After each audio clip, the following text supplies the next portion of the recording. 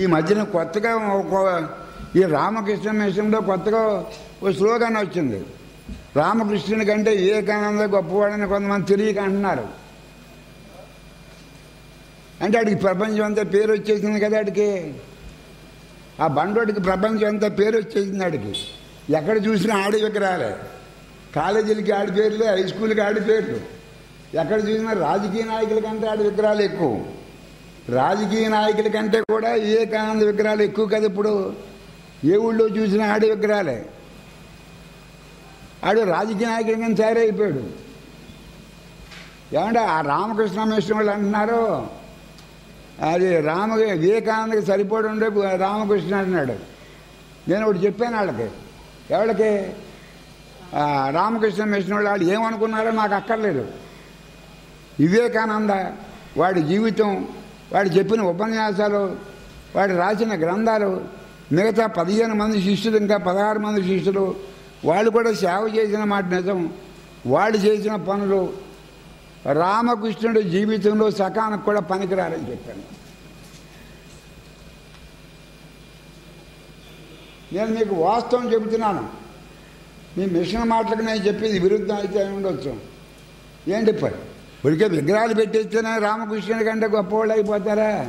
అయితే ఈడి విగ్రహాలు పెట్టేస్తున్నారు కదా ఊరికి. ఆవిడకి ఈ రాజశేఖర రెడ్డి విగ్రహాలు పెట్టేస్తున్నారు కదా, అయితే ఆడు గొప్పవాడనా? ఎందుకంటే రాజశేఖర రెడ్డి రాజకీయంగా ఆడి విగ్రహాలు పెట్టేయటండు. ఇప్పుడు వివేకానంద ఏదో మంచి పనులు చేశాడు, నేను కాదంటలేదు. కానీ ఈ మధ్యలో ఏం మొదలెట్టారు? రామకృష్ణుడి కంటే గొప్పవాడు అని చెబుతున్నారు.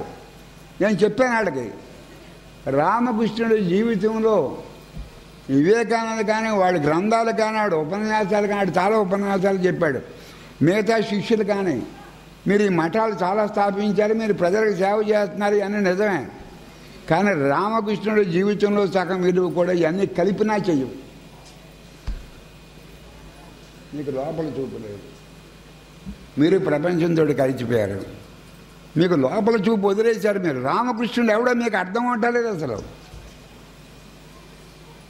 రామకృష్ణుడిని స్మరించి రామకృష్ణుడిని ధ్యానం చేసి వీళ్ళందరి వాళ్ళు అయ్యారు.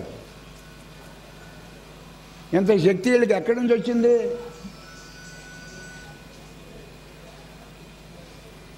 అది గ్రహించడం మానేసి లోపల చూపు లేకుండా ఎవడు ఆడి విగ్రహం పెట్టాడు, ఏడి విగ్రహం పెట్టాడని రామకృష్ణుని మీరు అవమానంగా మాట్లాడతారా?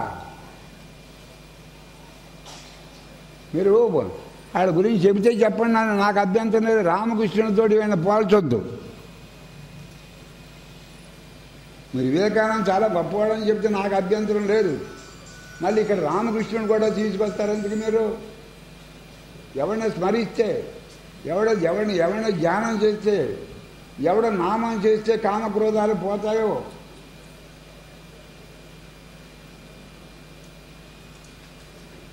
వాడి పేరు స్మరించుకొని ఎంతలో వాళ్ళు ఇలా అయితే రామకృష్ణుని తీసి పడేస్తారా? మీరు పైగా మీరు రామకృష్ణ మిషన్లో ఉన్నారా? మీకు ఏం అర్థమైన సబ్జెక్టు?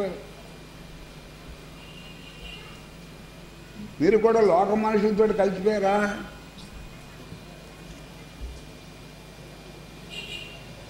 కాదమ్మా, ఎవరిని ధ్యానం చేయటం వల్ల, ఎవరి పేరు తలపెట్టుకోవడం వల్ల మనం ఇంత వాడు అయ్యాము, అది గుర్తుపెట్టుకోవాలి కదా. కొంచెం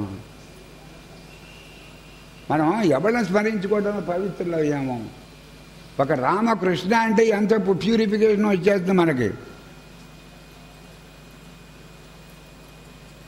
కామక్రోధాల్లోంచి, రాగద్వేషాల్లోంచి కొన్ని క్షణాల్లో విడుదల పొందుతాం రామకృష్ణుని స్మరించడం వల్ల.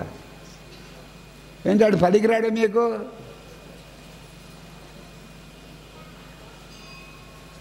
అసలు లోపల చూపు ఉండాలి కదా, లోపల ఏం జరుగుతుందో తెలియాలి కదా.